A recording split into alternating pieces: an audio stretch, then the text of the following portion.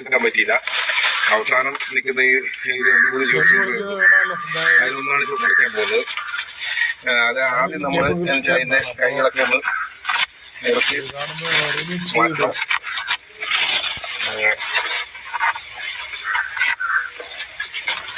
ഈ ചേമ്പിന്റെ കൈകൾ എന്തെങ്കിലും വിളകളുടെ ചുവട്ടിൽ, കുരുമുളകിന്റെ ഒക്കെ ചുവട്ടിലിട്ട് കൊടുത്താൽ നല്ല തണലാവും.